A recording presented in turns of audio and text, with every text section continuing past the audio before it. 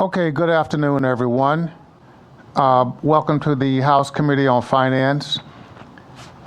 And thank you for coming out and giving us your attendance this afternoon. The first thing we want to do, though, is to take a roll call to establish a quorum. Mr. Clerk, please. Chairman Abney, Present. Vice Chair Slater, Vice Chair Marzikowski, Present. Representative Morey, Representative Baginski, Representative Barrows, Representative Diaz, Here, present. Representative Edwards, Present. Representative Nardone, Present. Representative Hull, Present. oh, Representative O'Brien, Here. oh, Representative Quattrucci, Present. Representative Ruggiero, Representative DeBone, Representative Ella Wilkinson. Here. We have a quorum. Thank you very much, Mr. Clerk, for that. I'm going to do a couple of open remarks before we do our holding bills for further study so that those of you who are watching and those of you who are in attendance will understand how we get through a long night.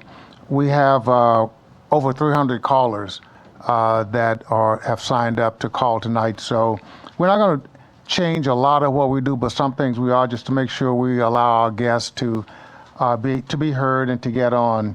The first thing is that we're going to normally, when we have a lot of people on, we give the sponsors as much time as they want to talk about their bills. But in a case like this, I ask that the sponsors obviously get your bill into play, because that's what we're going to do the first out, and do it as brief and as possible as you can, because there are a lot of people lined up to talk. So that's number one. Want to make sure your bill gets heard, but don't take a real long time in getting it out. The second thing is that those of you who are our guests who are on the telephones, you may hear a little noise. We're going to limit our conversation to under 2 minutes. Normally it's a maximum of 2 minutes, but we're going to try to do this under 2 minutes. What we ask is that when it's your turn to talk, if you would just simply please tell us why you support the bill or why you don't, that would be helpful. We've got an awful lot of written testimony, which is a good thing for the bills that we have. And some people have sent in written testimony and they're also speaking, which is fine. But we just have to know that you've got a lot of people behind you. We're going to get to as many, and hope we can get to all if everybody cooperates, our guests who are in the audience tonight. But if we do not get a chance to get to everyone before 10:30, I'm going to reschedule the second part of that for another day. So that's just to let you know that if we don't get you tonight, it's not because we were ignoring you, but we're just making sure that there's enough time for people to get what they need to say in a way that's meaningful, and then we'll move on from there. So, and we'll have timekeepers who will be helping us, and if I or anybody else who's working to interrupt you, it's not because we don't like you, it's because we want you to give your neighbor a chance to get what they need to get done.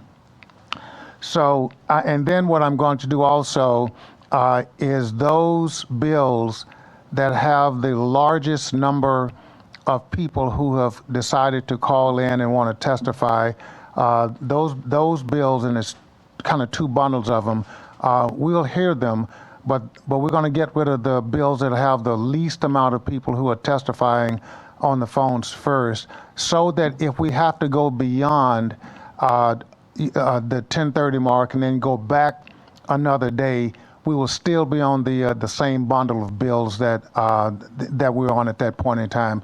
So there is a method to the madness to keep all of the people who are testifying for bills for sponsors in one group. And I think you'll see how that works as we go. But the next technical thing I need to do is to hold all bills for further study. So could I get a motion to hold all the bills on the calendar tonight for further study? So moved. Thank you.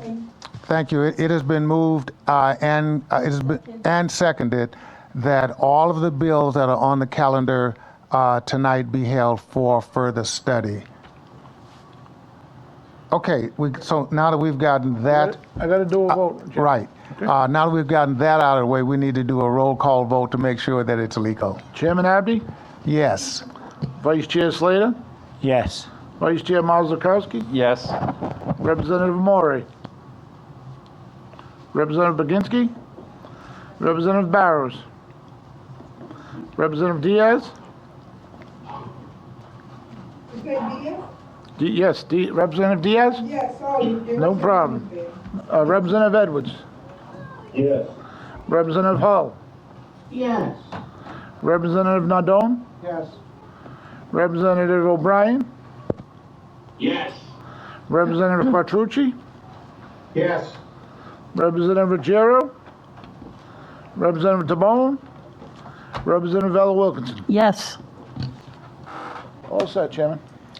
Okay, thank you very much. Now to my colleagues who are out remote, I can see most of you on the screen, but if you need to ask a question or something like that, just make sure you raise your hand or let somebody here know, because I may be trying to conduct business in another area of the room and don't see you, but I can see most of you right now. That's great. Okay, so we got the bill seconded and all of that's done. Now we will go into the hearings, and as I said before, please, those of you who get ready to call in at that time, limit your conversation to under 2 minutes, and then the sponsors of the bills who normally have as much time as they want to, please make that as brief as possible so that we can get everybody in. So I think the first bill that's up tonight would be, I don't see Rep Bennett. It's not here right now. He's on the web? Okay, great. Oh, there you are, yeah. The first one up is Bill 5166. Chairman Bennett. Finance. Brown's Best RX prescription drug discount program for the uninsured is part of the Rhode Island Pharmaceutical Assistance to the Elderly program, which provides prescription drug cost assistance to Rhode Island residents 65 and older who meet specific income guidelines and who are 65, 55 and older and disabled. The problem we're seeing is they don't have the copay. They have to pay a copay. And these meds are essential for these people's health, whether they be asthmatic, diabetic, whatever their affliction is. They can't afford the copay, so they don't go get their medications. They're either embarrassed or they just don't want to go because they don't have the money. If we eliminate the copay, they're more able to take their medication, stay healthy, which in the long run will save us a lot of money. If a diabetic gets sick because they can't get their insulin or their metformin, whatever it is, they're going to get sick. They're guaranteed they're going to get sick. Same with an asthmatic, they could die. If they don't have their emergency inhaler and they go into an asthma attack, they could die. There's certain things that we have to look at to save money, and that's keeping people out of the hospital. If we can keep people out of the hospital, we're saving money right there, especially uninsured people, because that goes right on us. I'll take any questions if anybody has any. Okay, thank you, Mr. Sponsor. Does anybody have any questions of the sponsor of this particular bill? Okay, I don't see any, so thank you very much, Chairman Bennett, for that. So we will now move on to the next bill. Right. Okay. I'm following my little script to see who's here. Is McGaw on the line anywhere? Because I don't see. I am Okay, here, there you Mr. are. Chairman. Oh, okay, am. great. You have Bill 5449, and you're up, please. Thank you so much. Thank you, Mr. Chair, and to the committee for hearing me this afternoon.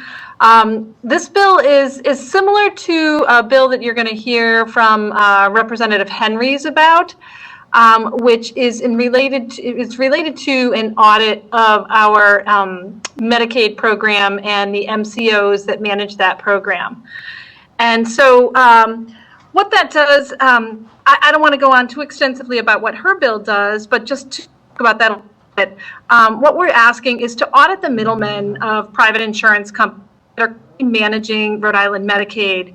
And my bill adds an additional component onto Representative Henry's bill, which depends on the audit, if it seems appropriate, that we would act on the information, move Rhode Island forward towards a more efficient, economical, and effective single-payer Medicaid program, similar to what our neighbor in Connecticut did. And so before I talk about that component, I just want to mention that it's important to recognize that the Medicaid programs for our state account for more than $3.3 billion, or 30.2% of spending in the 2022 budget. That's a significant portion of our state budget. And considering a contract with private agencies, when we were considering those for gaming, because they amounted for such an enormous amount of our budget, we did an enormous amount of research. This committee worked very hard and had discussions for more than 2 years because of the tremendous impact on our budget. And so here we are again, and we're talking about contracts with private agencies to manage funds for a significant portion of our budget, with a contract that's due to expire just next year in 2022. And so it seems appropriate that the state of Rhode Island would look very closely at contracting with private agencies managing such a significant portion of our budget prior to renewing any of those contracts. And so I think that maybe should include an auditing process. And so let me just get back to Connecticut. In 2009, Connecticut conducted an audit which found that it was overpaying its 3 managed care organizations, United Healthcare, Aetna, and Community Health Network of Connecticut, nearly $50 million per year. So in 2012, Connecticut removed private MCOs from its Medicaid program. It created a state payer system. And subsequently, it saved hundreds of millions of dollars and experienced the lowest Medicaid cost increases in the country and improved access to care.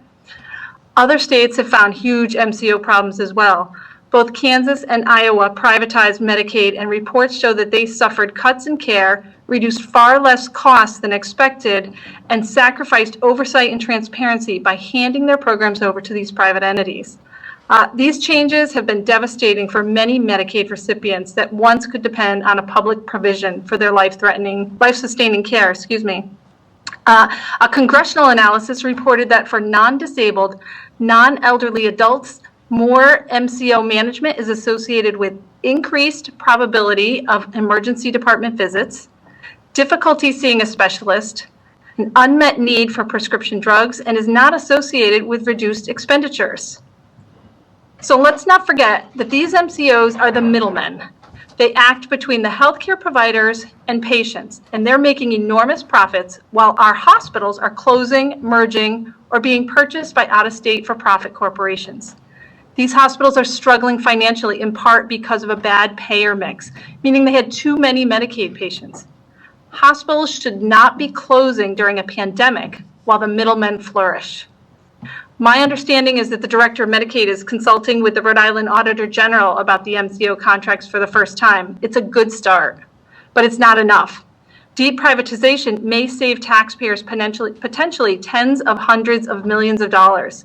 We don't have a clear picture to make that determination unless we do a proper audit.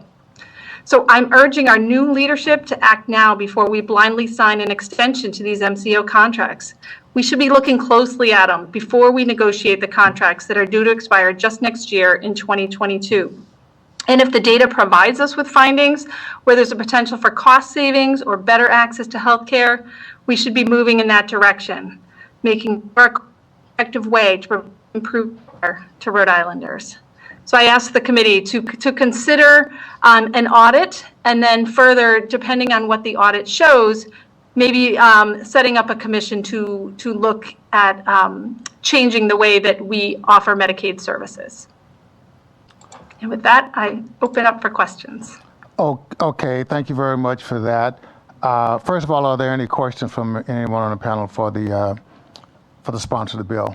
Okay, if not, it looks like you have about 20 people who signed up in support of the bill and will likely be on the phone. So I urge all of the sponsors who have people who have called in that if you wish to stay in support, your constituents who are supporting your bills, you're certainly welcome to do so, but you have about 20 on yours that are in support.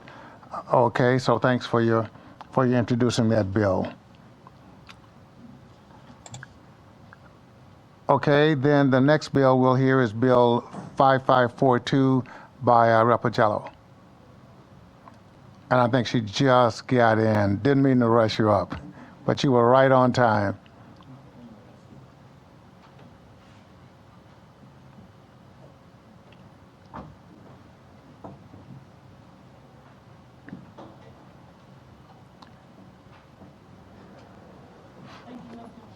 Oh, you're so welcome. Please.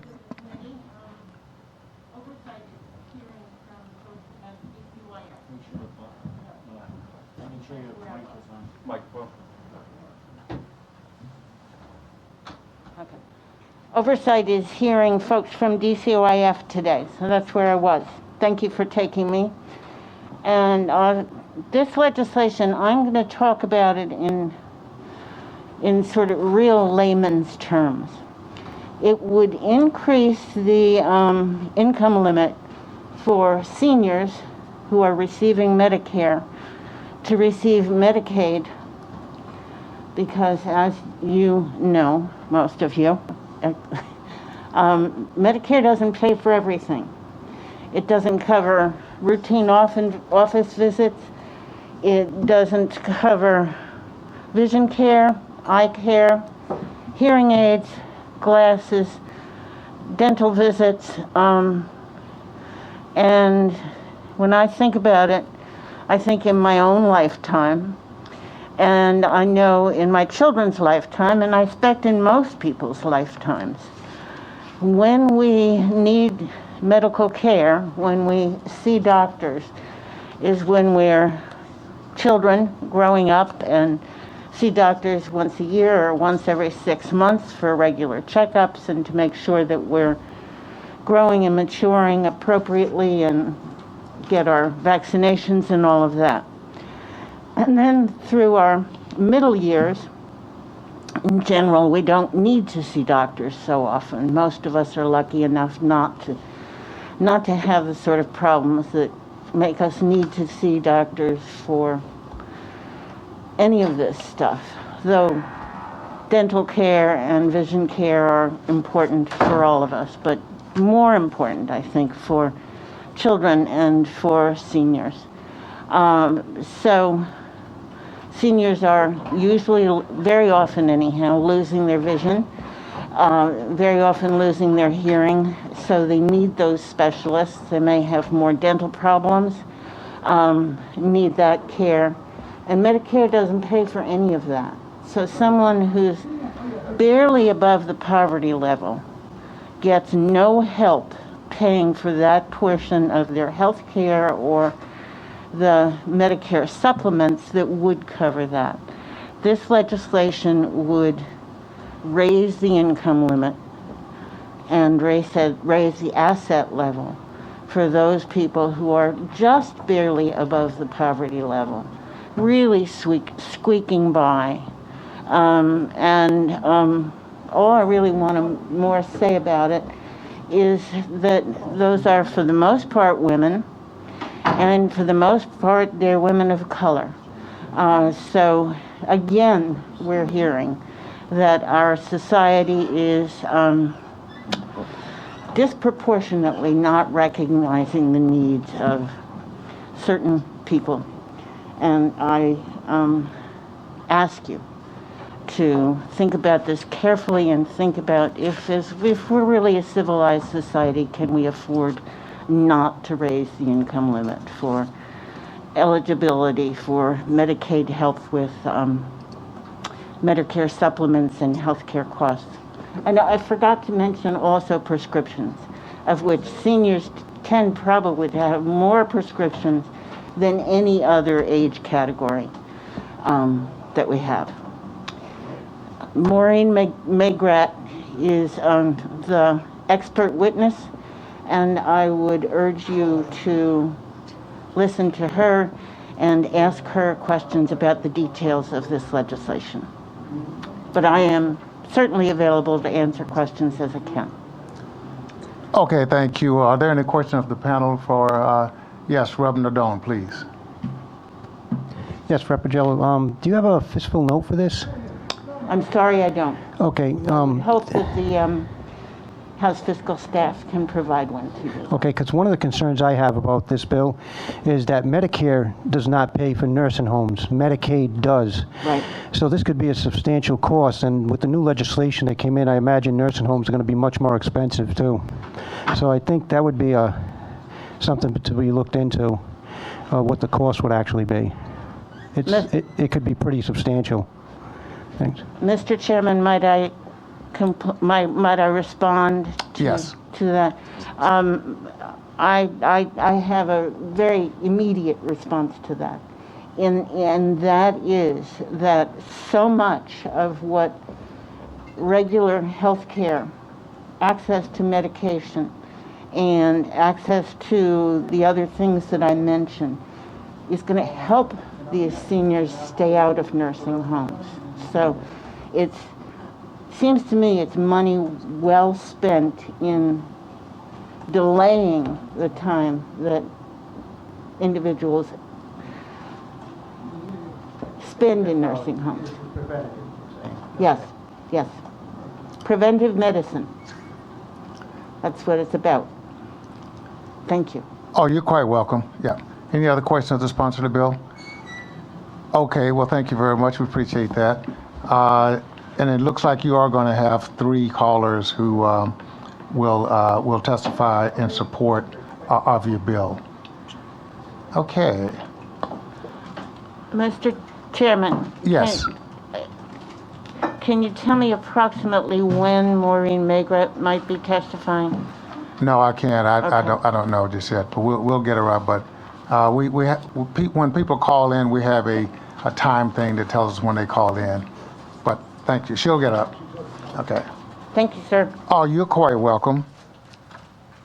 Okay, the next right on the line is 5628. That's about Morales.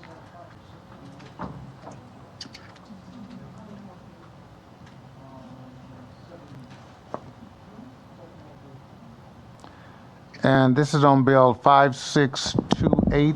Am I correct in that? That is correct, Mr. Chairman. Okay, great. Looks like you have showing 56 callers who will be calling in. And as I said before, you're certainly welcome to stay and support your callers as they call in. Okay? Yes, will do. Now, Mr. Chairman and members of the committee, thank you again for the opportunity to testify in support of House Bill 5628. In summary, this bill would establish a statewide Medicare for all single-payer healthcare system, which would guarantee healthcare coverage to all our residents without the need or concern of out-of-pocket expenses or co-payments.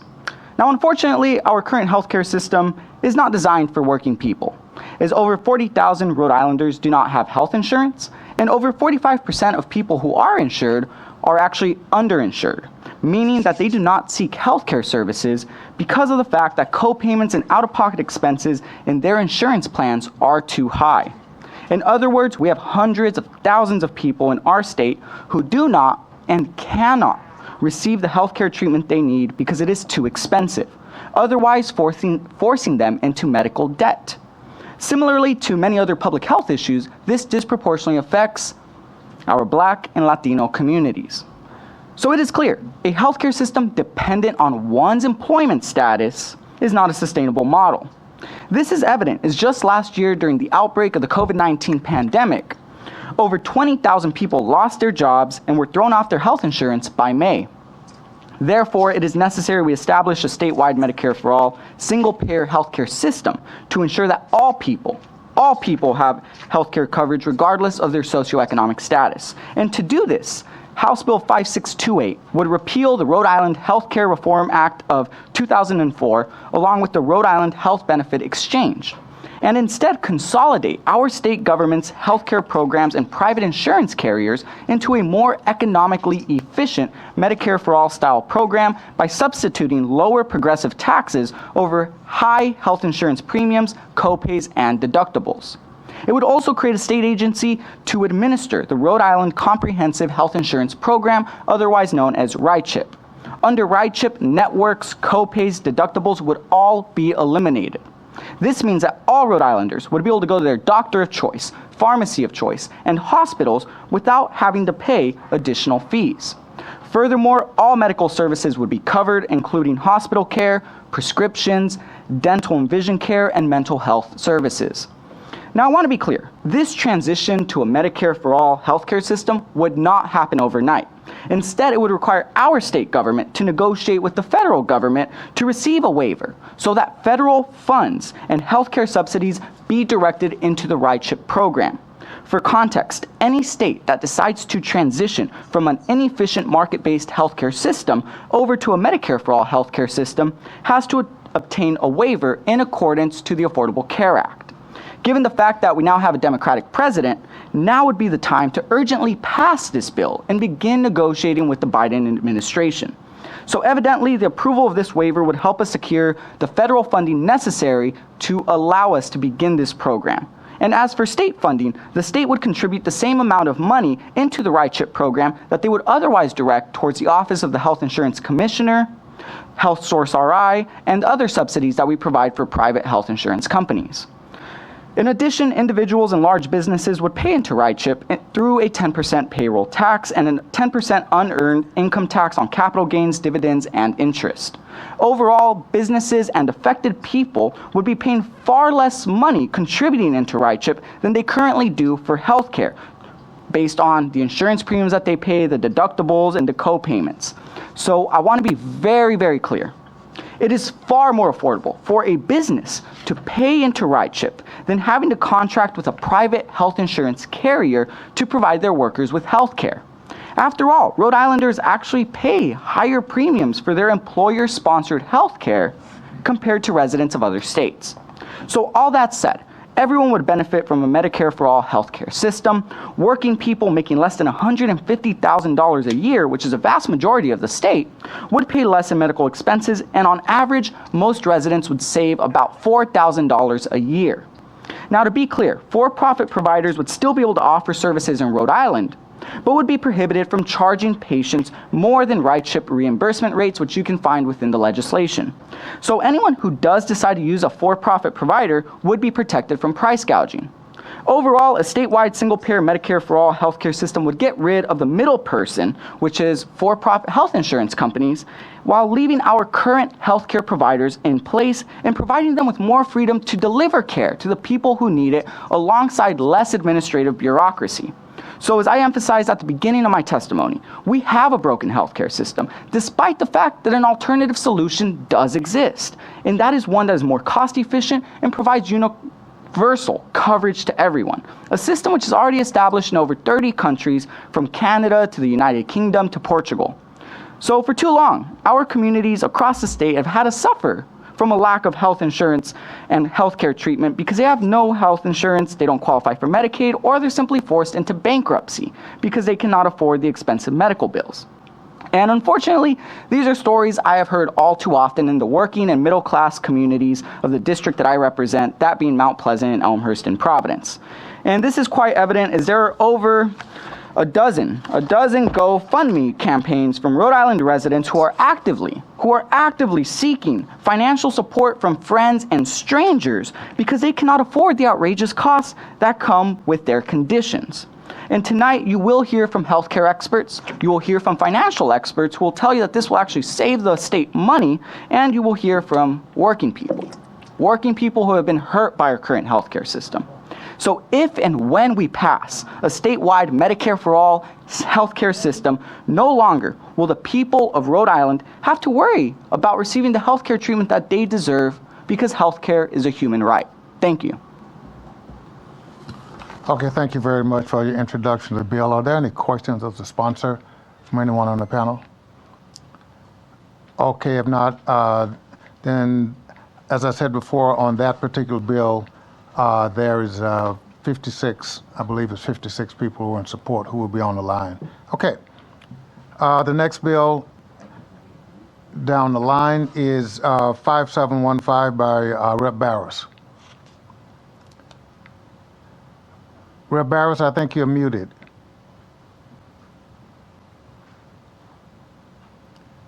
Are you with us, Rev Barrett? I can see you, but I think you're muted.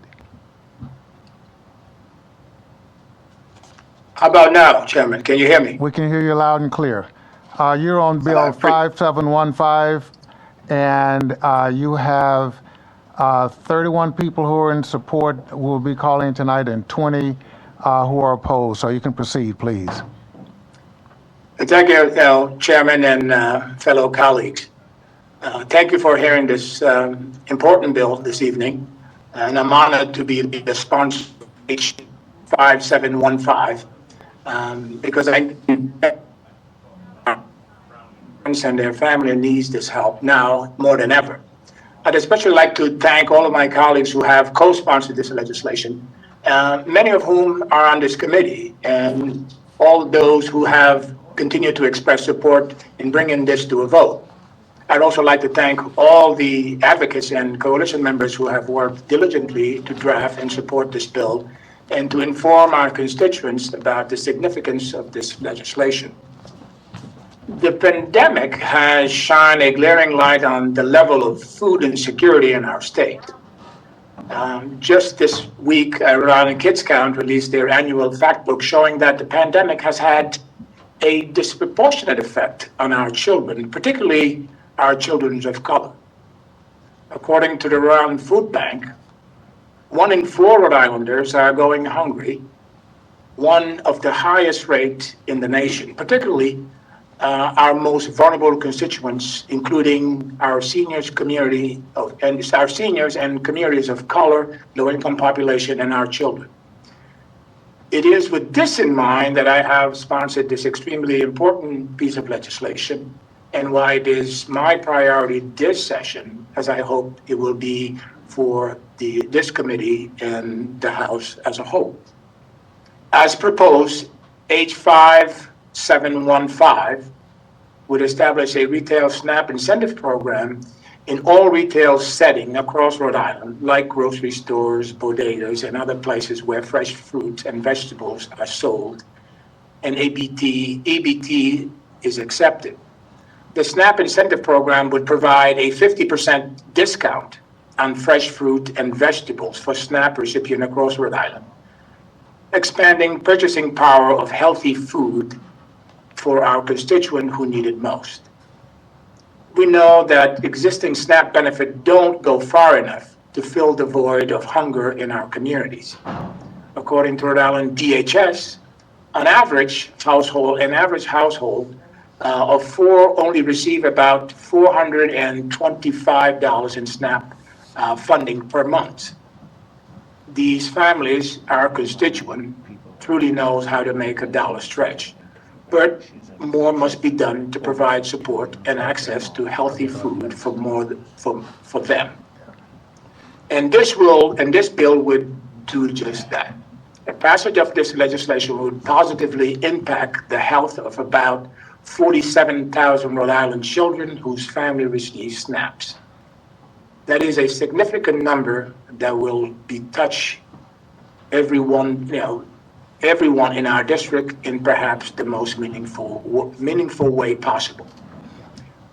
We also know that when families, particularly low-income families, have access to healthier food, it leads to better public health outcome and an overall less expensive and more sustainable health care system. Also, as proposed, this legislation, the incentive will be funded by a 1.5 cents per ounce tax on unhealthy sugary drinks like non-diet sodas, energy drinks, powered sugar beverages, and the likes. We know that sugary drinks are extremely unhealthy for our population. They're a contributor to type 2 diabetes, obesity, and heart disease, especially among kids, and add a significant financial burden on our healthcare system and general well-being of our society. On average, 1 can of soda contains approximately 10 teaspoons of added sugar. 10 teaspoons. many have likened this proposed tax to the tax we have implemented on tobacco. And I agree with that assessment. And again, would be almost tantamount to the same thing as we have done in the past by implementing a tobacco tax. You will hear from national experts this evening about data and from other communities that have successfully implemented this tax. The science and the data demonstrate significant behavioral change among consumers when a sugary drink is implemented. It has shown to lead to decreased consumption of these unhealthy sugary drinks and increased consumption of things like bottled water, seltzer, which are increasingly popular products for the beverage industry. You'll also probably hear from the beverage industry and those in opposition to this bill that they believe that the tax would lead to job losses in the beverage industry and retail setting. Let me just say that at the outset here that there has not been one peer-reviewed scientific study from the several communities across the countries that have implemented this tax that support this claim. In fact, it has been the opposite. Communities that have implemented similar programs have seen job growth. This particular program would inject between 20 to 30 million annually into our grocery stores and retail setting through the purchase of more fresh fruit and vegetable, expanding the business of everyone from local farmers to small corner stores and bodegas to the larger grocery stores and grocery store chains. In addition, our investment as a state has the opportunity to be matched by additional federal government USDA incentive program. In some cases, those matches have been dollars for dollars, which could mean approximately $40 to $60 million injected into our grocery stores and retail setting.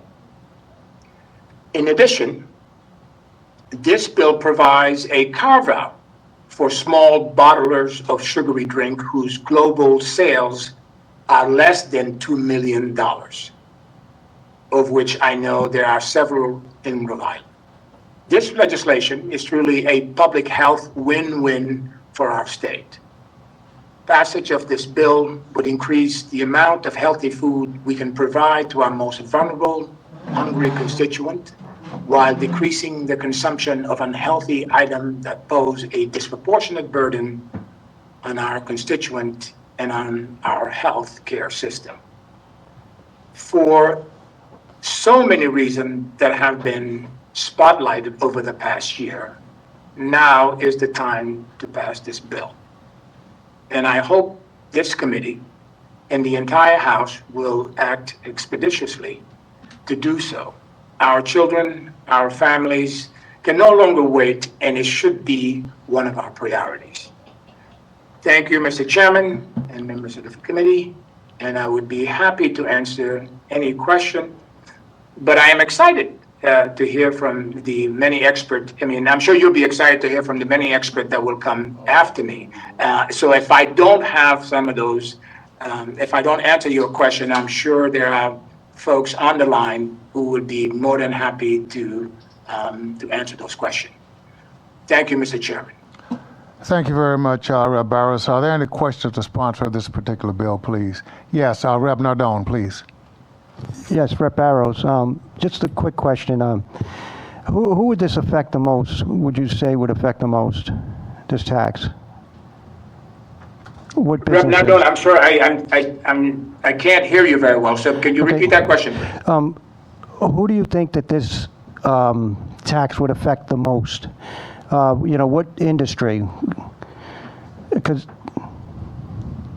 Well, I'm assuming the folks would be most affected by this would be the beverage industry, the people who actually produce these products. Okay, how about restaurant, hospitality, and bars?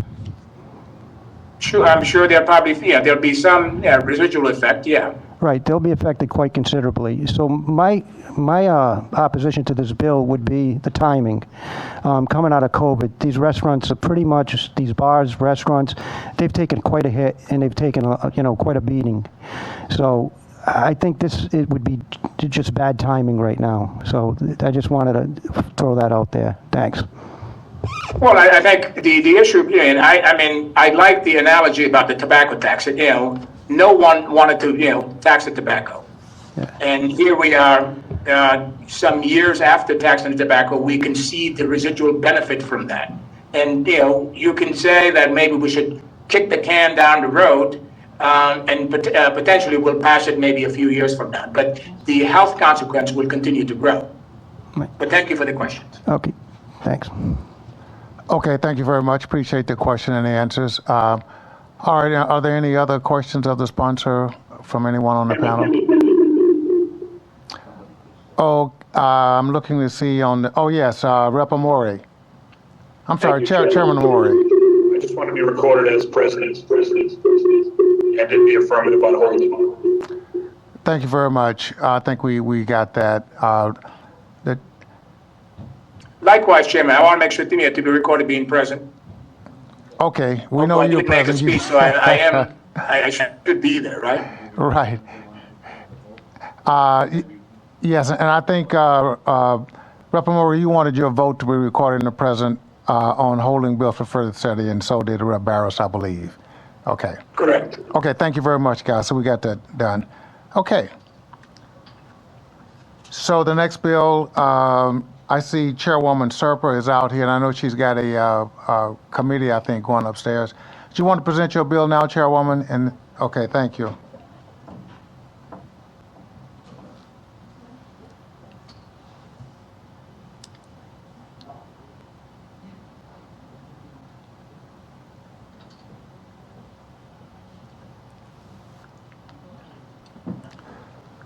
Thank you and welcome.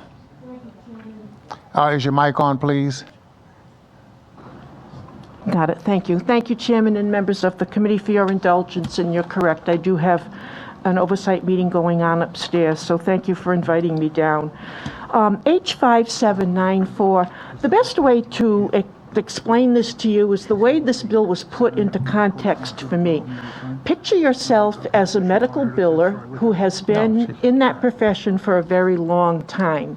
You know now that you need a code to bill for medical services that weren't even available 20 or 25 years ago. For instance, for a PET scan, for a CAT scan, for laparoscopic surgery. Those medical procedures did not exist 20, 25 years ago. So frankly, if you were doing this job that long ago, you never needed a code. So this bill, the legislative explanation is rather lengthy, but this bill, item number 1, would essentially direct the Office of Health and Human Services to adopt a code, a consistent code, so that anyone in the non-emergency medical services business could bill as a provider with an established code, because right now, because there is no established code, they actually have to negotiate their own payment rate with whom they provide the service. And, right now we have an MTM. We have a contract with MTM. They provide a non-medical emergency service. It's not an emergency, but it is medical. So anyone who provides a service like that has to negotiate with the Department of Human Services for their own rate. And frankly, it's just not fair. And then number 2, the rate that they're requesting is consistent with the neighbors around us in other states. And number 3, it's asking them to, an out-of-state an out-of-state entity looking to do business, that they'd have to present a certificate of need.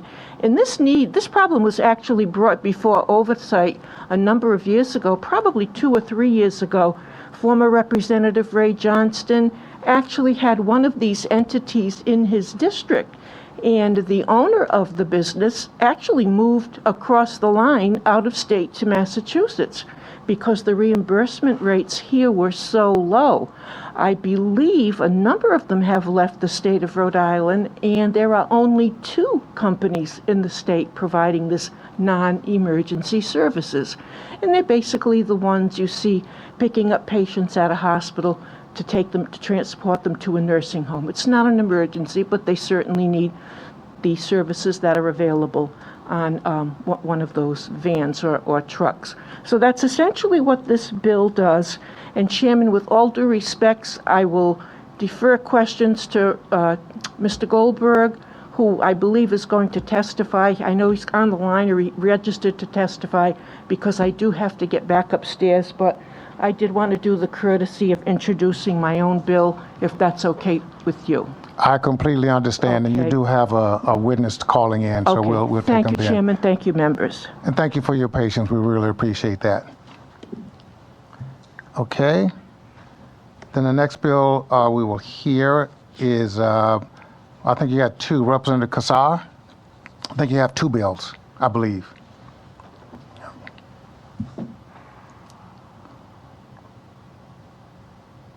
One is 5787, and on that you have 22 in support and look like 94 opposed.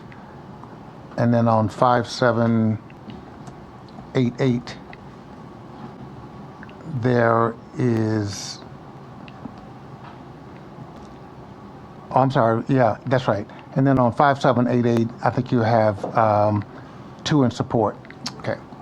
Please proceed. Okay. Great. Thank you, Mr. Chairman. I will start with the testimony for 5787. All right. So thank you, Chairman Abney and members of the House Finance Committee, for the opportunity to speak with you today regarding H5787, the Equality in Abortion Coverage Act. I offer my comments while we are amidst the slow recovery from the COVID-19 pandemic, which has spurred a tremendous economic crisis, disproportionately impacting women and communities of color. We as a legislature can do our part to lift the barriers to access to health services and to support reproductive, racial, and economic justice. Access to all services of reproductive health care, including abortion, are critical for a person to exercise their right to decide if and when to have children. Insurance coverage will prevent individuals from having to sacrifice basic necessities or incur debt in order to exercise their right to make this very personal choice. Without coverage through their insurance plan, people must pay for the procedure out of pocket. Bill H5787 has 2 main goals. First, it repeals the ban on the state employee health plan from including coverage for abortion. Our state employee health plans cover about 32,000 Rhode Islanders, including many of us participating in this hearing and the people who work in this building today.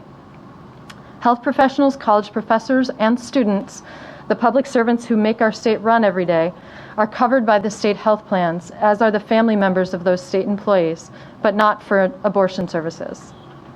Second, the bill provides coverage for abortion for people covered by the state Medicaid program, which covers, as you know, Rhode Island's most vulnerable populations. This includes 25% of Rhode Islanders, 77,000 of whom are of childbearing age. Medicaid additionally covers people with disabilities and current and former foster youth. They deserve equal access to health care, including abortion. Many of our lowest wage earners in Rhode Island are women of color who receive their coverage through Medicaid. Structurally, by leaving people on Medicaid out of the Reproductive Privacy Act protections, we have created an unequal health system.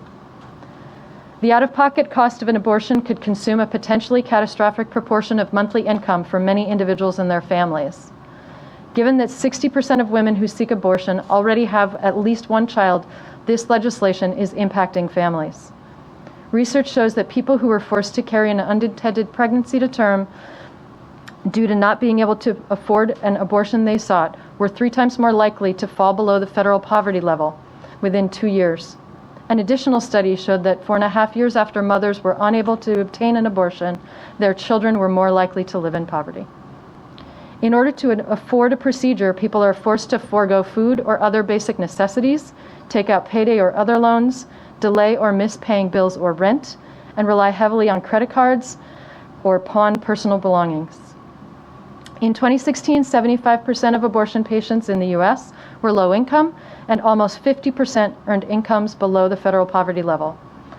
Without Medicaid coverage for abortion, we severely restrict abortion to individuals most in need of public insurance that would help them avoid a catastrophic health expenditure. Yet, in Rhode Island, we not only create a barrier to we create this barrier to abortion for those individuals. A 2020 study reviewed the cost of abortion across the U.S. and found that the out-of-pocket cost for a procedure would have been catastrophic for households earning their state's median income. Pre-pandemic, the 2019 median income in Rhode Island was $32,256 for an individual and $67,167 for a household.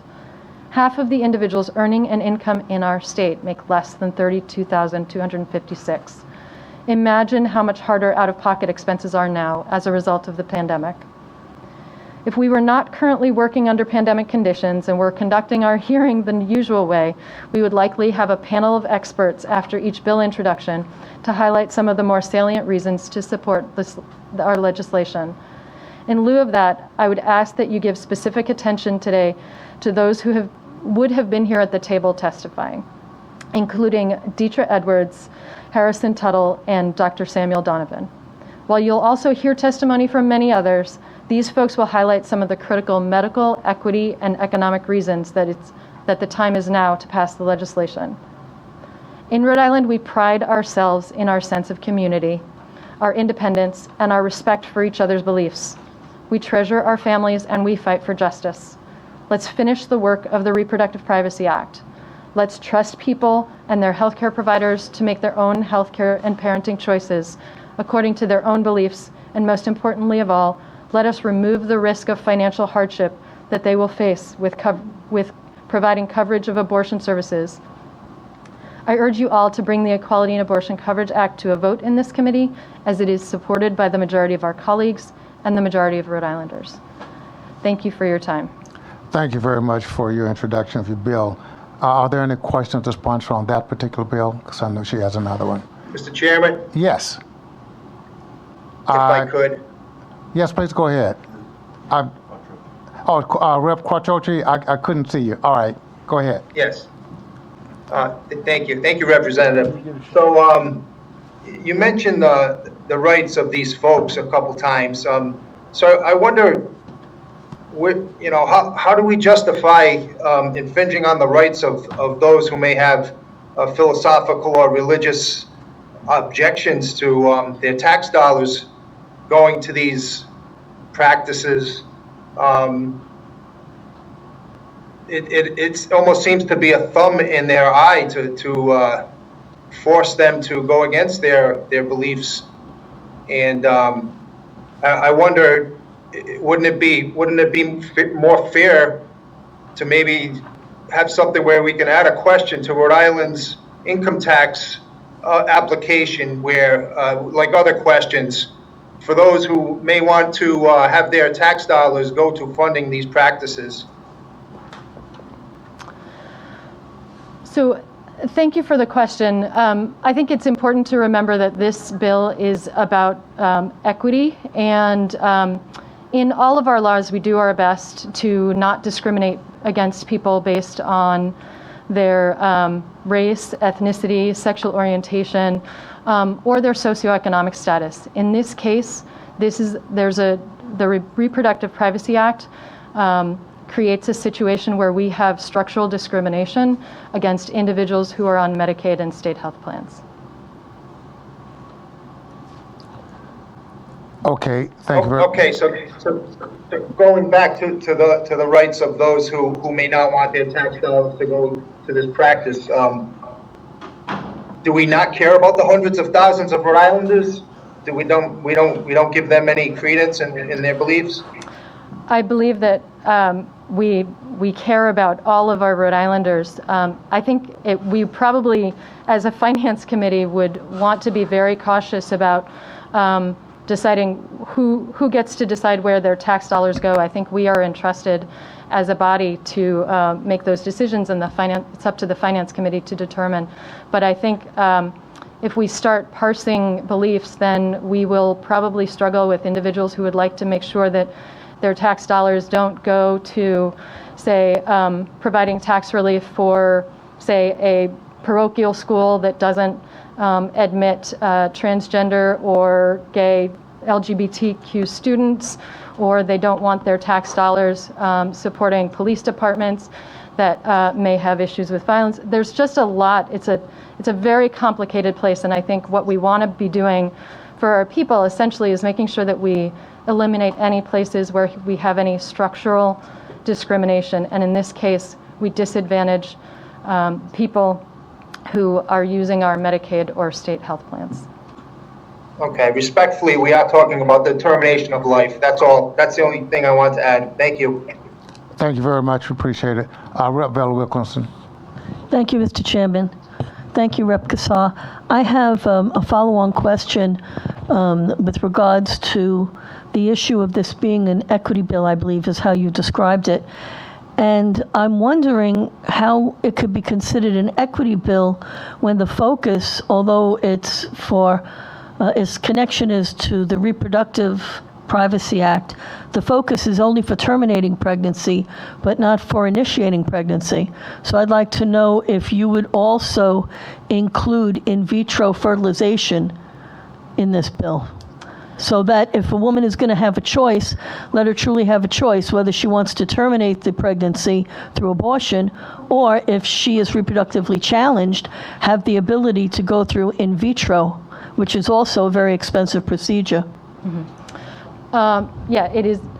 I think you're right. It is a significantly expensive and time-consuming procedure.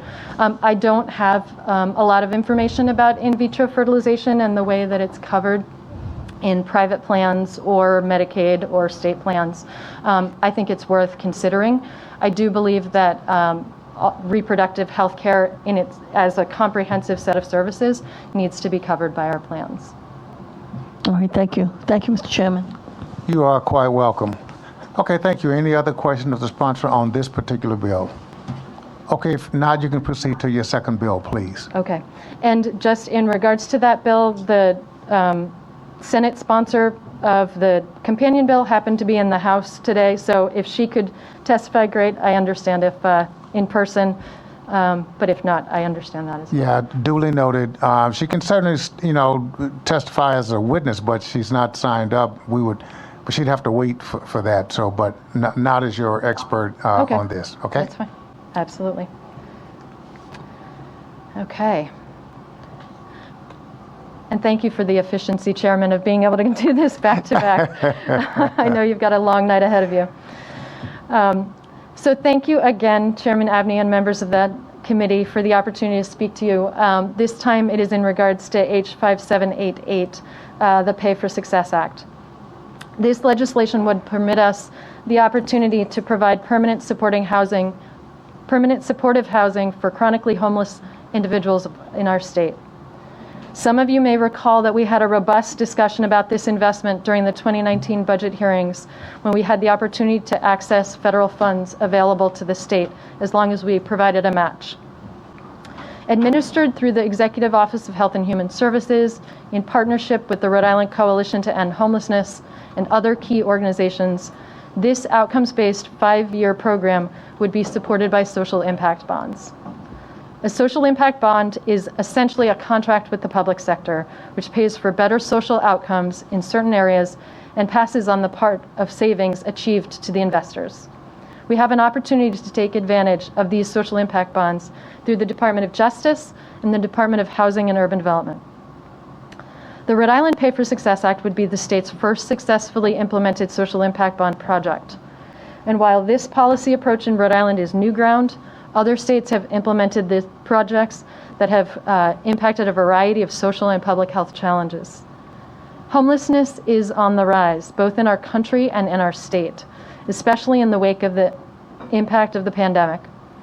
On any given night, at least 226 Rhode Islanders are chronically homeless, and we expect that number to rise as we emerge from the pandemic due to housing instability and the increase in mental and behavioral health issues. Individuals who are chronically homeless are people who have been without housing for at least a year while also struggling with a disabling condition. Permanent supportive housing, which includes long-term housing with wraparound services and supports, includes social services and behavioral health services. This is the most effective solution for ending chronic homelessness. We can expect the investment in this program to create cost savings in the areas of healthcare, emergency services, and the criminal justice system, while ensuring that there are evaluated outcomes for each of the investments and expenditures. Since 2015, 5 different independent studies of permanent supportive housing have demonstrated that this type of program has shown results in the reduction of state agency caseloads, a reduction in shelter costs, reduction in police contacts, detentions, and court appearances, an increase in housing stability, reductions in the numbers of days spent incarcerated, reduction in shelter demand and utilization, and reduction in inpatient utilization. Now, if this were an infrastructure project, we would be calling it a shovel-ready program to abolish chronic homelessness in our state. To date, to get this project shovel-ready, we have received a DOJ and HUD grant awarded to the project, which is contingent upon the project's launch and success. In 2017 and 2018, there was a comprehensive feasibility study conducted in conjunction with the Harvard Kennedy School, Rhode Island Housing, the Office of Housing and Community Development, BHDDH, the Department of Corrections, EOHHS, and the Rhode Island Coalition for the Homeless. In 2018, the Governor's Office made recommendations to move forward, and in 2019, working groups on housing, supportive services, legal services convened to finalize project structure and program design. So what happens if we don't appropriate funds and move forward with this project? The services needed by chronically homeless individuals, including some of our veterans, currently cost the state an expense of about $44,000 on average per person per year in criminal justice, homeless shelters and services, and our healthcare system. These costs have not fallen since those estimates were provided in 2019, and we will likely spend in excess of millions of dollars to address the needs and impacts of these individuals. We're spending these dollars over the next 5 years, so let's make sure we spend them deliberately and effectively, evaluating our progress along the way so that we can care for our neighbors. Committee members, thank you again for your time. I ask that you take this opportunity to change how we invest in the chronically homeless persons in our state. With this legislation, we can plan to strategically spend $6 million over the next 5 years to assist people in need. And then there will be a robust evaluation that we can use to inform future programming. We have received a fiscal note regarding this bill, and after 2 years, the program is projected to reduce expenditures. This investment will help our public safety, health, and social service organizations work more efficiently and effectively. I ask that you listen closely to our witnesses from the Rhode Island Coalition to End Homelessness and Social Finance, who will provide some additional details. Then, I ask that you vote this bill out of committee so we can take a step forward to addressing a critical need in our state and alleviate the suffering of individuals experiencing chronic homelessness. Thank you. Okay, thank you very much for the introduction of your bills. Are there any questions of the sponsor at this point? I have one. Mr. Chairman? Yes. Okay, I'm going to take Rep. O'Brien first, and then I'll get to you, Rep. Barrows. You mentioned a fiscal note. Where did you get the fiscal note from? From the Office of Management and Budget? All right. Yeah. None from the treasurer? No. Nope. It's the, Department of Administration Budget Office. All right. Mm-hmm. I'm happy to forward that if needed. Yes. Okay, will do. Okay, thanks. Rep. Barrows? So, thank you, Mr. Chairman. Rep. Kassar, so what is the actual the fiscal impact? How much? So the expenditure over the 5 years is $6 million. Yep. So it's For the- $6 million over, Over 5 years. For expenditures for 2021, there are no expenditures for 2021 because there is already funding available for this next step of the pilot program. so for the entirety of the program, it's $6 million we're talking about. Yes. Yes, it is. So could you tell us how would the program be implemented and who would be the lead agency? Sure. So it will be administered by EOHHS in conjunction with the Rhode Island Coalition to End Homelessness. And those agencies would coordinate the social service supports and the evaluation. So EOHS is on board with the program as well, I think. Yes. Thank you, Mr. Chairman. You are quite welcome. Okay, any other questions of the sponsor? If not, thank you very much. Thank you. Before we bring up Rep. Tansey, she hit the jackpot, I think, with 3 bills tonight. I would like to, for the record, Chair Ruggiero, Chair Amore, Rep. Barros are all present, as we've seen, and I think they all voting yes on holding bills for further study. Just want to get that into the record. Think so. Thank you, Chairman. You're quite welcome. Okay, welcome, Rep. Tansey. You, I think you got 3 bills for us this evening. You're quite welcome.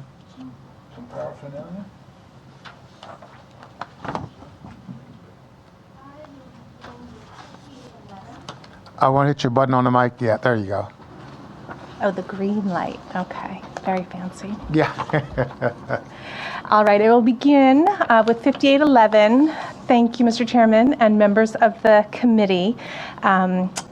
This bill is if you look at the language of this bill, it in the very first section says, in order to provide for a more stable and accurate method of financial planning and budgeting, it is hereby declared the intention of the legislature that there be a procedure for the determination of official estimates of anticipated medical assistance expenditures. And if you go on to read further in the existing language,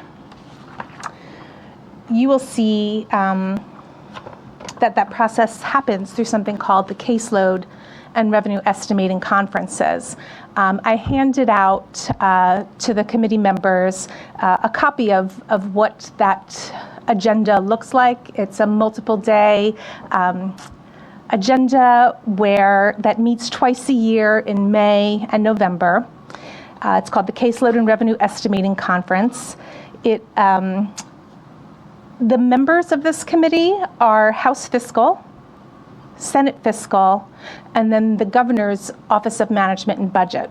So these 3 different entities meet in this very room, and they receive testimony from state departments and agencies that report directly to these 3 bodies what the state can expect to give them the information that they can expect to create a balanced budget. The revenue caseload represents the spending side and the needs of our residents, or excuse me, the caseload represents the spending side and the need of our residents.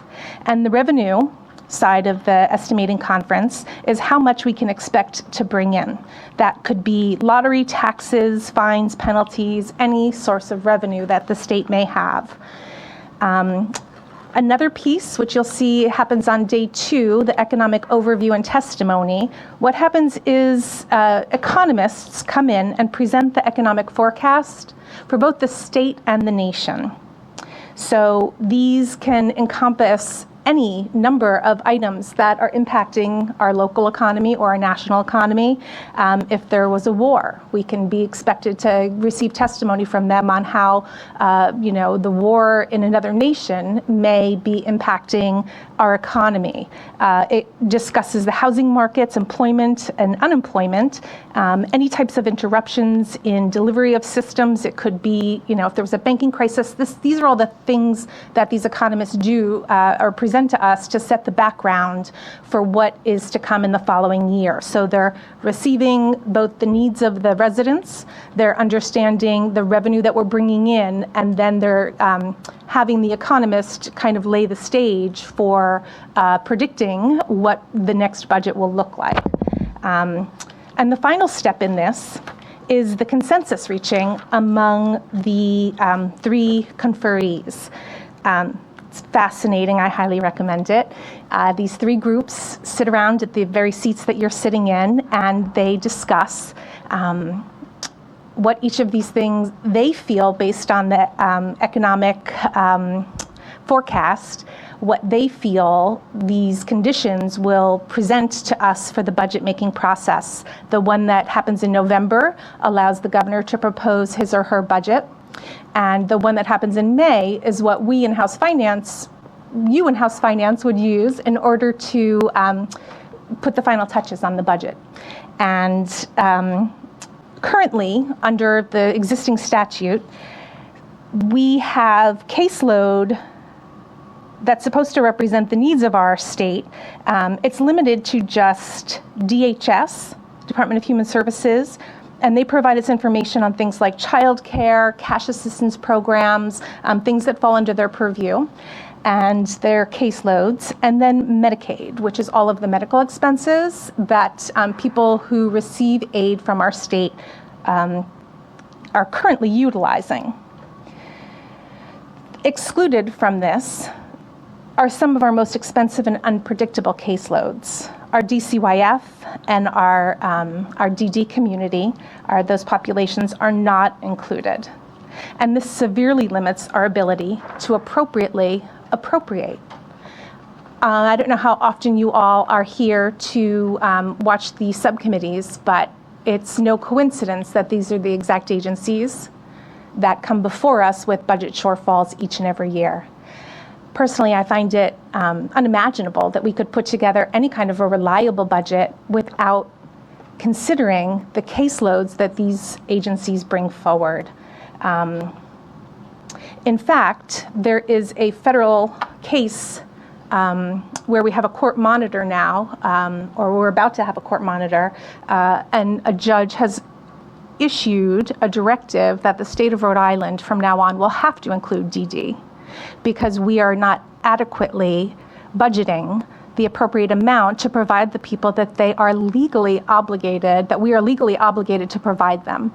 So the failure for us to include the DD community in our caseload estimates had this direct outcome of having individuals suing the state for their the services that they deserve and require. So part of that will be not because we've chosen to add it, but because the court is mandating that we add that. And I think that it's long past time for us to include things like long-term care, patients at Eleanor Slater, the DD community, and we're talking about thousands of individuals and their care not being used when we estimate our budget. Many of these reports are already generated each and every month. It's just that they're not considered in this caseload consensus process for us to produce a budget that we all agree that we can all come to a consensus, the three different bodies come to a consensus on what the needs of our state are, and then balance those with the revenues that we have. Judge McConnell, I believe by November, we will, the November estimating conference has mandated that we will be forced to include those. So that concludes my testimony for Bill 5811, and I am happy to take any questions if anyone should have any. Thank you so much. Are there any questions of the sponsor of that bill, please? Okay. Yes, Rep. Barrows, please. Thank you, Mr. Chairman. Rep. Tanzi, so I understand where you're coming from and everything else, but so I'm a little bit confused in terms of, so if we involve these other groups to actually come in and basically state their case that they need additional funds, so where will we be getting these funds from? I will posit that ignoring their needs no longer provides us an opportunity to serve them than including them in the caseload estimating conference would. I think what you just asked is the prima facie reason. It just proves why we need this all the more. If they don't come to us in these caseload estimating, it's a different process. It's different. They come to us and they ask for us when the budget is before us. But when the caseload estimating, they come to us and present what their need is. It's not aspirational. It's not something that's based on future programs. This is them giving us exactly what it is that their costs are. And then we're using that, what their actual needs are, and we're basing our budget upon that. So there's no blinders on. We're looking at this with all of the information that we have. We can't pretend that we didn't recognize that DCYF needed more people. We can see what the caseloads are. We can see that one DCYF worker is having 35 cases, and that is not only beyond their carrying capacity, it's also inhumane. And we know that we're not going to be providing them with the style and quality of service that our DCYF, people that we're responsible for deserve. These monthly reports should be part of our budgeting process. This is the reality. This isn't, again, aspirational. This is exactly what is before our state and what we're facing. And there's no, DCYF is in front of oversight right now.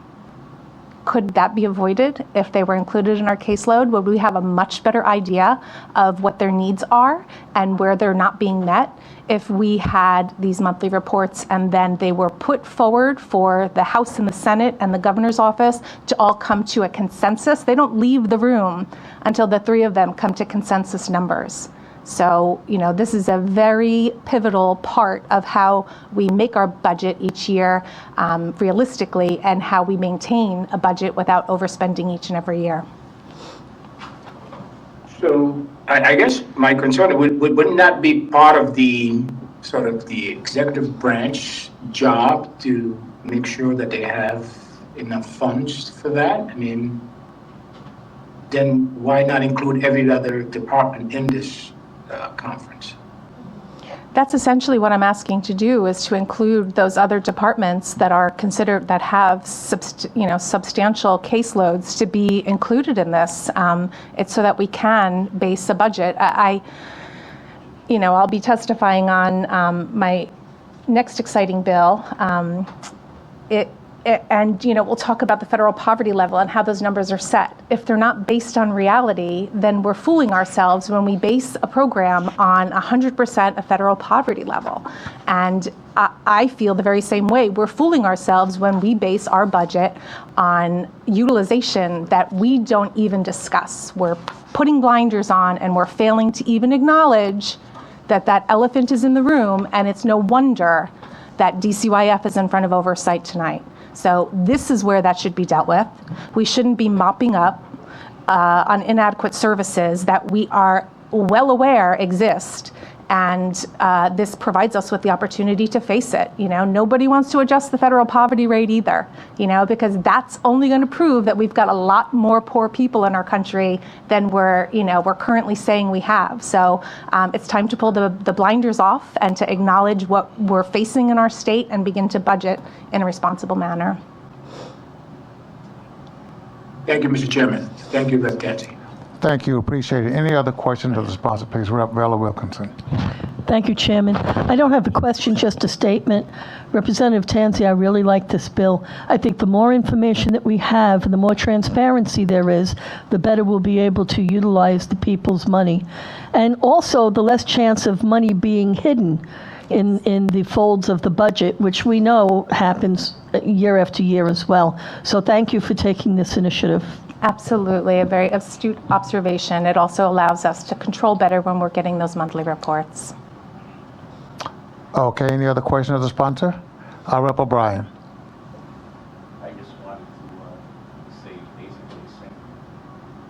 I just wanted to say basically the same thing that Camilla just said, as I think it's a good bill. Thank you for putting it forward. I appreciate that. Thank you, Representative O'Brien. getting a lot of love on this bill, huh? I know, this was the fun one. Okay. I know it. Okay, you can proceed to your next bill, please. Okay. Estimated conferences. All right. The next one I will do is 5790. And this bill would increase the income eligibility limit for medical assistance coverage for seniors and disabled individuals from 100% of federal poverty level to 133% of federal poverty level. It's a pretty straightforward bill, but there are a couple of things, like I just referenced in my previous testimony, that we are fooling ourselves when we talk about federal poverty level. I spent a little time understanding federal poverty level today, not just what the numbers are, but what those numbers are based on. So currently, the feds each and every year in January set this level. Excuse me, it's called the federal poverty level. And for an individual, they're saying poverty hits when you make below, as an individual, $12,880. So if you make $13,000 as an individual, you are not considered poor. Not only is that not reality, what the number is based on, as I will continue to discuss in a moment, is ridiculous, if I may be so frank. So a family of two, the federal poverty level is $17,420. So this bill would allow an individual making up to $17,000 to still qualify for medical assistance coverage by the state and the feds, because of course a lot of that is offset by the feds. I want to just for a moment, and for a family of two, it would be $23,000. So if you earn less than $23,000, you would still be eligible for this, or you would become eligible for this. I want to talk about what that is a month, because these numbers sometimes, I think we just need to think of it in terms of our own personal budgets. For a single person, it's $1,073 a month. Imagine paying your rent, your food, your transportation. They're saying that you're not poor if you make $1,100 a month. Or if you're a family of two, you're not poor if you bring home $1,451 a month. And now, what this is based upon. The federal poverty level was developed in 1963 and 1964 by multiplying the cost of the economy food plan based on a 1962 agriculture report. This does not account for housing, transportation, clothing, or medical costs in any way, shape, or form. This is still the baseline being used today. The only change is that the pricing has been updated using the Consumer Price Index. And the food share used to develop thresholds does not represent today's consumption pattern for either the general population or the population living in poverty. So I've clicked on a couple of these menus, and I was hoping to be able to distribute them to you. They're talking about 10 pounds of potatoes a week for a family of four, and chipped beef with cream on the menu, cherry pie for dessert. They're talking about some of the most 1960s meals that you could imagine. There wasn't a Jell-O mold in it, but I mean, this is not the way we cook. It's not the way we eat. It's not the way we shop. Additionally, for a family of four in 1962, again, what this is based upon, they spent $31.30 a week on all food. Obviously, I said it's indexed to the Consumer Price Index. However, it doesn't reflect the way we eat today. Of that $31, it allocated $1.50 for the entire week for a family of four on takeout snacks. So imagine now, that's your trip through Dunkin' Donuts to get the kids some munchkins. That's, you stopping to get a cup of coffee in the afternoon, or maybe like whatever it is, a scone. So 5% of their total weekly budget is spent on snacks, takeout snacks, and 15% on takeout meals. So they're saying 85% of your meals and your costs for eating come from cooking at home. It's based on nothing. It's based on thin air. So again, the bill itself is incredibly self-explanatory, and it's necessary because we know that what that number is based on has nothing to do with today's economy or today's reality. Happy to take any questions if anyone has any. Thank you very much. Any questions to sponsor of that bill, please? Okay, you can proceed to your third one. I don't see any on the screen here now. Okay, thank you. Thank you. The final bill tonight is 6268, and it's commonly referred to as the Behavioral Health Parity Bill. And again, I always find these preambles to be incredibly informative. According to the Mental Health America's 2021 report, 50,000 Rhode Islanders, or 27.9% of adults experiencing a mental illness, reported that they were not able to receive the treatment they needed. Rhode Island has the highest prevalence of untreated adults with mental illness of any state within New England, and has a higher prevalence than the national average.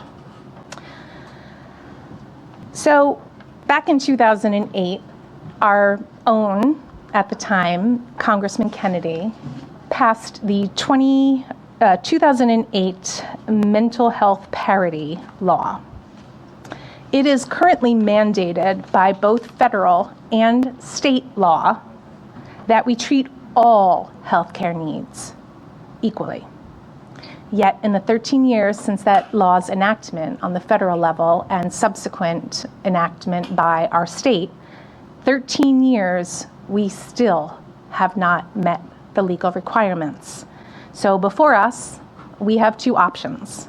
We can pass this amazing bill, or just like I spoke in an earlier bill about the DD community, we can let the lawsuits continue, and we can let a federal judge determine what's best for Rhode Island and mandate it. And we would have to come up with the money and pay for whatever form they would like us to take. By passing this bill, we will give insurers a very generous 5 years. So that'll be 18 years after the federal law was passed. We'll give them 5 years to achieve parity. The courts, however, may not be so kind. So this bill makes it so that every individual or group health insurance contract, including Medicaid or their contracted managed care entities, that are in existence after January 2022 shall increase their rates of reimbursement for all in-network behavioral health care services other than inpatient hospital psychiatric hospitalization by 23.4% over 5 years, with a minimum increase of 4% per year. So phased in over 5 years. This would also require insurers to submit reports to the Office of the Health Insurance Commissioner, who would in turn submit a report to the General Assembly. This gives OHIC the regulatory authority to compel a corrective action plan if the insurers fail to meet the annual benchmarks. Furthermore, it authorizes OHIC to develop an ongoing plan to ensure parity, once met, remains equal. Behavioral health or substance use diagnoses are just like every other health diagnosis. Take diabetes, for example. If someone finds their way on their annual to a doctor and finds out that they are pre-diabetic, we can treat this early. It can be treated very simply and very easily with diet and exercise. And that person can go on to live a fully healthy life and maintain that pre-diabetes status, never hitting the point where they would need daily medication. Now imagine that person has no medical doctor to go and have themselves treated. It obviously is going to turn into full-blown diabetes at some point, costing that person perhaps an amputated limb and an ongoing lifelong dependence on medicine, which we know goes up each and every year, insulin. That lifelong treatment is far more costly than an early intervention is. This bill also, I guess another quick example is treating stage 0 cancer versus waiting to treat stage 4 cancer. Health outcomes for both behavioral health, substance use, or this physical health, this cancer diagnosis are equally devastating, not only to that individual, but also to our healthcare costs and our budget. We should be treating each and every one of those diagnoses evenly. You will hear lots of testimony tonight, perhaps, I don't really know, but on what this means to people who are seeking it. It means that when we fail to pay our providers, they don't come here and they don't stay here and they don't. So we have, I think there was testimony that we have something like 5,000 fewer behavioral health providers than our state actually needs. But I would just like to take a moment to very quickly thank credit Senator Miller and the Mental Health Association of Rhode Island for their work on researching and writing this bill. My interest in getting this bill passed comes from years working in my community on trying to find a solution to the 28% of Rhode Islanders who are unable to get the behavioral health care that they need, and working directly with our first responders and providers and hospitals directly through a working group through our health equity zone. And in this time, I've heard the endless stories from our police officers who respond to a call that they are actually not licensed or trained to treat someone who's having a mental health crisis. So their only option is to take that person to the hospital. It is clearly the least effective one. This hospital is not a behavioral health hospital, it's a standard hospital. They will try to get them transferred to an appropriate treatment center, but too often the beds at the next level of care are unavailable. So those individuals who are having an acute mental health break or a substance use issue are left there, essentially warehoused until an appropriate level of care becomes available, sometimes as long as a week, and certainly any time for someone who is experiencing a mental health break spent in an emergency room, and the chaos that ensues there is not helping that individual. It's actually making their outcome worse. So lack of outpatient services impacts inpatient services in two ways, both of which are needlessly costly. Somebody pays for that week that that patient maintains them or is being warehoused in a hospital.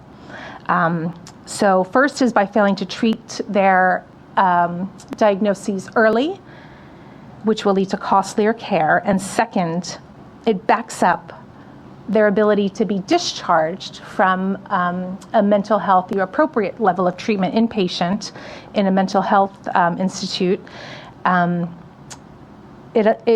It fails to allow them to be dismissed or discharged, as you will see in the Harry testimony that I also included, and it's highlighted in green. I thank you for your indulgence and your time, and I'm happy to answer any questions you may have. Thank you very much for your introduction of your bills. Any questions of the sponsor at this point? Yes, Mr. Chairman. Oh, okay. Chairwoman Ruggiero. Thank you, Chairman, and Rep. Tansey, I want to thank you for this bill. It's a very thoughtful, well-done bill, and the parity for reimbursement for behavioral health treatment is so critical. It's part of someone's recovery, and thank you for putting this in, and I can't believe insurers continue to not acknowledge the 2008 Mental Health Parity and Addiction Equity Act. So thank you for this, and appreciate all your effort on it. This is good. Thank you. Rep. Barros, I saw you raising your hand. Oh, thank you. Were you exercising or raising your hand, Rep. Barros? Yes, Chairman. Okay, there you go. Can you hear me? Yes, I can. Thank you, Chairman. Rep. Tansey, again, thank you very much for bringing this forward. So, in terms of, you're saying that 28% of Rhode Islanders have some sort of mental health need. So what's the issue with the insurers? Is it the cost issue? So what is happening, and I know that there's testimony that people submitted who are providers, they have costly degrees. They go to school and then they have to do a lengthy, it's not an internship, it's your medical residency, thank you. Residency, yeah. Thank you. So before they're licensed, they spend, time working under someone else, and they have, years of higher education bills to pay off.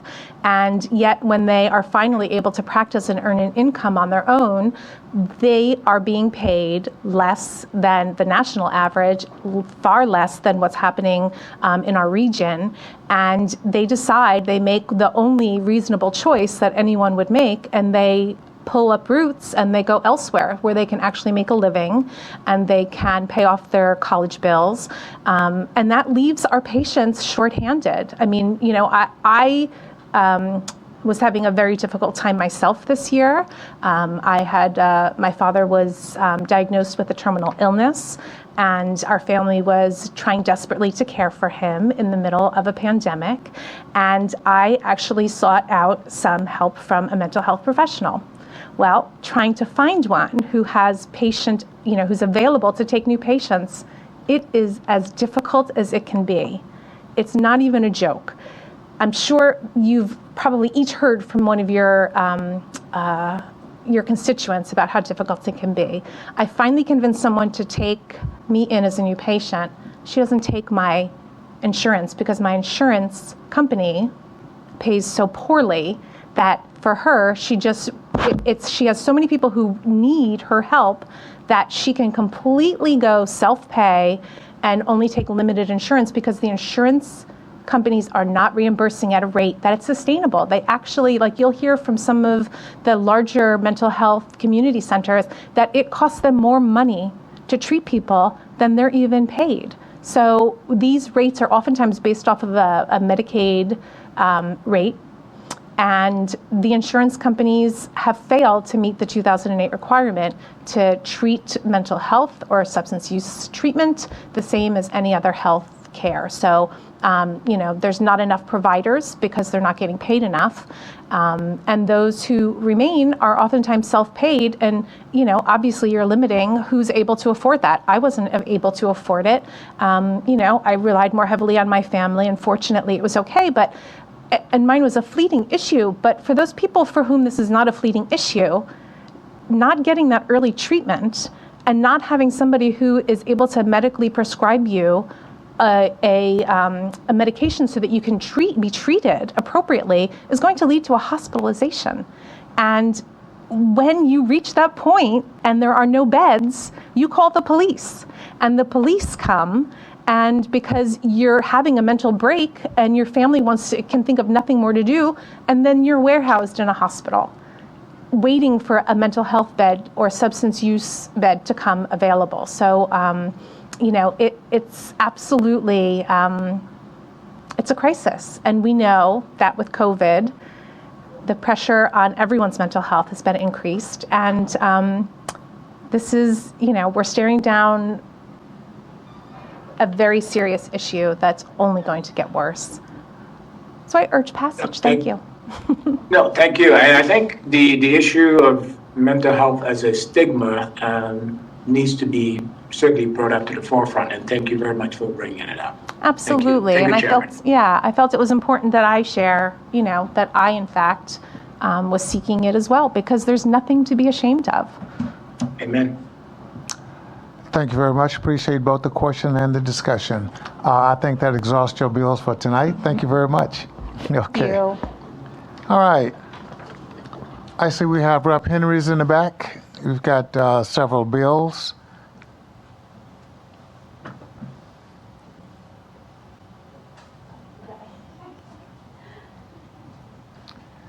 Okay. As you get settled in, let's see, you've got 6046 and 6073, I believe. Yes. Okay, in 6046, you will have 19 people online supporting that bill, and on 73, you'll have 2 and 4 opposed. I think that's the way it breaks down. All Okay. right. You're on. Thank you, Chairman and members of the committee. I want to take a moment to thank my colleague, Representative Gaw, who so eloquently presented most of what my bill is speaking to. I want to break it down as simply as this is just the resolution asking for that very audit. I don't think anyone in the room can disagree in saying that we want to lower the cost of Medicaid. For all intents and purposes, this is why in 1994, Rhode Island chose to privatize the program, resulting in up to 91% of all Medicaid plans being managed by private insurance companies.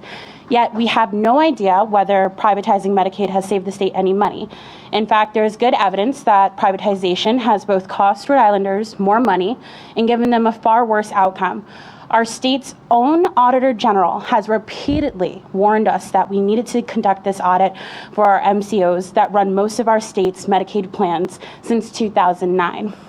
My bill, H6046, simply asks that the Auditor General to conduct the audit so we can determine whether we are overpaying these MCOs and whether reversing course on privatization could save the state money. Allow me to detail briefly some of the waste that has occurred over just the past few years. In 2013, Neighborhood Health Plan of Rhode Island entered the commercial health insurance market for the first time and offered thousands of plans to nursing home residents, specifically dual eligible patients, despite having no prior experience. Of course, as the private sector usually does, they argued Neighborhood would lower rates, reduce waste, and provide better outcomes. They did no such thing. Virginia Burke, president and CEO of the Rhode Island Healthcare Association, raised these red flags at the time, saying that Neighborhood Health Plan had no experience with long-term nursing home population, and that she didn't think they would have to anything to bring to that population, certainly nothing that would warrant the $27 million in administrative fees in the first year. Just 5 years after the program began, it was shut down, having wasted tens of millions in administrative fees and not even coming close to fulfilling their promise to send 3,000 nursing home residents home. Then there's the UHIP fiasco, when in 2016, yet another private company partnered with Deloitte to design a one-size-fits-all approach to benefits.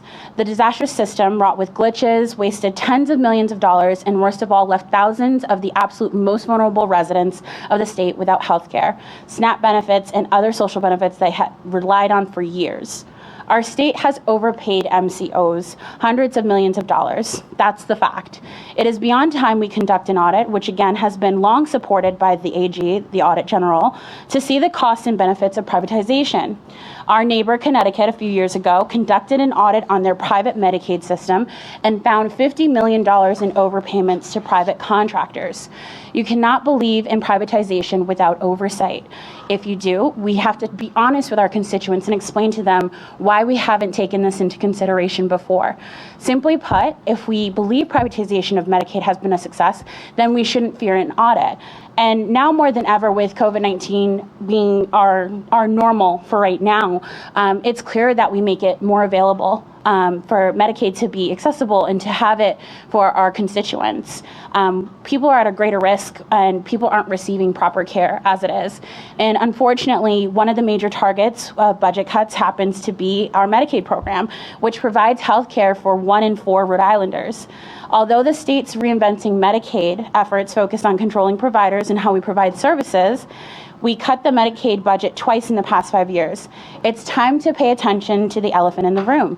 Private health insurance companies that manage Medicaid for about 280,000 eligible Rhode Islanders and are paid about $1.7 billion, with a B, per year are completely not watched or there's no oversight. So while we have EOHHS describes our MCOs as providing comprehensive health care services for Rhode Island's Medicaid population, they are not actually health care providers. Rather, they're just the middleman. And where they're taking money from patients and taxpayers and some of that money to actual health care providers. So my bill, again, asks for the audit to be done now. The importance of now is that the 5-year contracts are up in spring of 2022, and the state must not even consider renewing their contracts without doing the audit that the bill seeks out. It's a bunch of red flags on a black box, and there have been 12 years of the Audit General warning that this is not properly monitored. So Rhode Island has overpaid MCOs MCOs of $200 million in 2015. And seeing the experience that we had in Connecticut just shows that Medicaid can be run cheaper and better without the MCOs. The experience of Kansas as well as Iowa show us that MCOs can greatly harm state Medicaid patients, and the fact that private insurance companies are thriving while healthcare providers are financially strapped clearly shows something is very, very wrong. We must take a simple, prudent step of just doing the audit for the Rhode Island MCOs. A business person who ignored a contractor and a bunch of middlemen like that would be fired if we didn't consider that. So let's do our job and audit these incredibly expensive middlemen. And with that, I'm open to questions, and I do know that there are possibly some experts within that group that can answer some more logistical questions. Okay, thank you for the introduction. If you Bill, any questions on the panel for the rep? Okay, checking the screen, seeing none. Okay, you can proceed to your next bill, please. Thank you, Chairman. So I have housing next, and it's because I think housing and healthcare are common rights. So we have H6073. So again, we're still in the midst of COVID. A lot of us are hopeful that we're getting towards the end, that the light is at the end of the tunnel. The closing days of the COVID-19 pandemic may be upon us, and many of us are celebrating the impending return to normalcy after a year that has brought such awful disruption and devastation to our lives. But not everyone is celebrating. For some, the end of the pandemic marks the beginning of a new nightmare. The CDC made the correct decision in September to impose a moratorium on evictions across the country. It was the only decision to make. I hope we can all agree on the heartless cruelty of evicting someone who's lost their job through no fault of their own in the midst of a deadly global pandemic. But now, these people are staring down the barrel of thousands of dollars in back payments and debts accrued over the course of the COVID crisis. My bill, H6073, will provide necessary relief and the promise of dignity for renters who will otherwise face bankruptcy, eviction, and inevitably homelessness. At this current moment, many of the poorest and most vulnerable Rhode Islanders are on the hook for thousands of dollars in rent, and they will not be able to pay. They aren't able to pay this rent because of our state's response to the COVID pandemic. Of course, the lockdown measures and shutdowns that Rhode Island implemented were very necessary. They were the only course of action we could take to prevent the spread of the disease. But we cannot, in good conscience, believe in strict lockdowns or COVID restrictions that we know will hurt people's pocketbooks without also doing all we can to protect those people most affected by these policies. How can we tell a single mother who lost her job last March during the shutdown that they and their children are just a casualty of our state's effort to reduce the spread? That they now must sleep on the streets or in a shelter because they can't afford months of back pay for rent? Are these the sacrifices you should be expected to make during a once-in-a-lifetime pandemic? As we all come together and remark on the tragic loss of life that has marked the last 14 months, let's work to make forgiveness the prevailing policy of our state. Rather than center on a debate whether renters are going to get off too easy, let's focus on those who should be at the forefront of our minds. The vast majority of renters who are poor, lacking adequate health care, and were only just barely scraping by before the pandemic.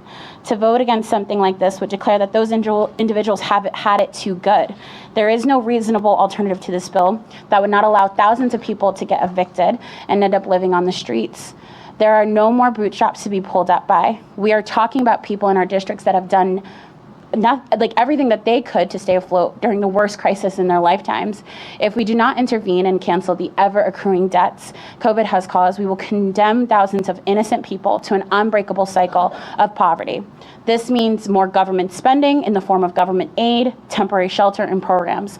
We could avoid all of that right now by paying this rent, keeping tenants and landlords whole, and giving those in need a fresh start as the pandemic recedes, or we could create an entirely new crisis to replace our current one. The choice is ours. And I would like to mention that I do recognize that we do have rent relief Rhode Island. This is slightly different in the sense of some of the parameters allow a little bit more grace for renters as well as landlords. So we understand that small homeowners are being affected by all of this as well. And with that, I am open to questions. Thank you very much. Are there any questions? Representative Nardone, please. Yes, hi, Rep. Hi. I'm just like reading this, and so you put something in the bill to try to do a little bit for the landlord. Mm-hmm. So you want to set up some kind of rental relief fund for them, and that would be paid for by The federal funding that we've received. by the federal funding you receive. But it seems like you're also going to hold a gun to their head, saying that they can't raise their rent for the next 5 years. Are you familiar with the CPI number? I am not. Okay, that rates the rate of inflation, and it was quite high. Costs are going up substantially. So I don't think that's fair to the landlords, that they should have to inquire all the increases in whatever it takes to maintain the property and so forth, and to not be able to raise their rent. I find that to be a little bit unreasonable. I mean, so I understand the intent of the bill. It's a good intent. I don't know if that can be amended or whatnot, but it should be considered.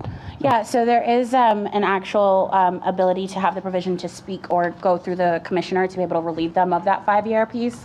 It's mostly there to just kind of give that grace period for those who need it. But I understand what you're saying about the inflation. But as it stands right now, most people who rent also cannot even afford rent as it stands. So it's really difficult to sit here and say we're going to continue to look at inflation as one of the main things that we're going to keep our eye on, but not realize that most people aren't able to keep up with that inflation as it stands for their living wages and stuff. So for instance, we just passed 15 minimum wage, and that's going to take some time to kick in. I believe Rep. Kassar mentioned that I think the median income is $32,000 and rent being $1,400 in most spaces for a year. You're looking at $1,600, almost $16,000, almost $17,000 in rent. Over almost 50% of your income goes towards that, and people are cost burdened by that. So I think we have to look at protecting both pieces here. Right, I don't disagree with you with everything you said, but I think the protections have to be for the landlord as well. They're suffering as well. It's not just the renters that are suffering, that the landlord is suffering quite a bit too. So I think this leans too far to one way, and it gives more protection to the actual tenants than it does to the landlords. Yeah. The people that are actually supplying the housing for these people. Okay, all right, thank you. Thank you. Okay, any other questions of the sponsor of the bill, please?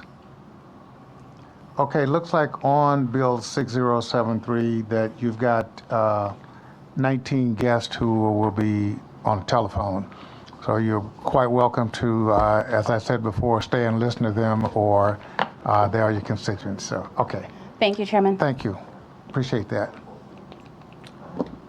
Okay.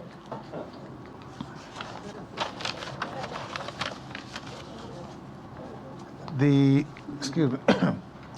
The next bill we have on is Bill, I'm going right down the list of what I have here is 6075, Chairwoman Williams.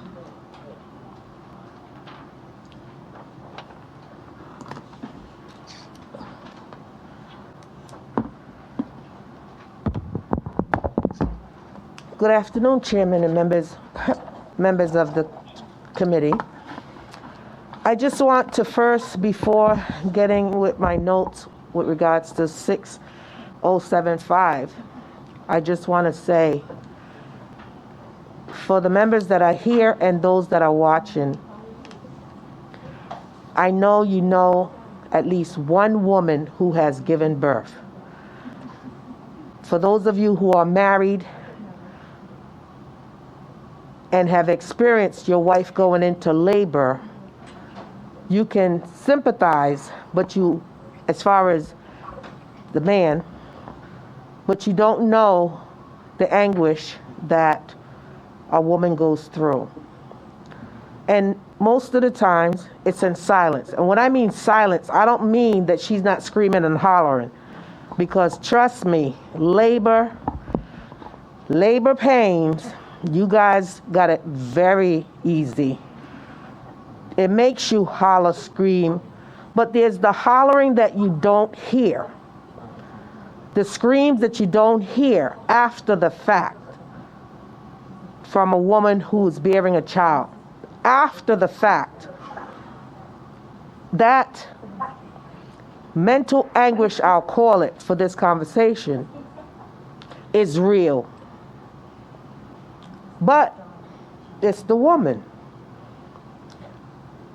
What I would have loved to have been doing today in front of this committee is speaking to a complete committee, because this is a conversation that needs to be had. And it's been, you know, you guys, you listen, but you don't hear it. You don't feel it. You haven't gone through it. But I would have loved to have had a full house to hear this. And I hope that you would pass it to the floor so that we can all discuss it and more of our colleagues will also hear it.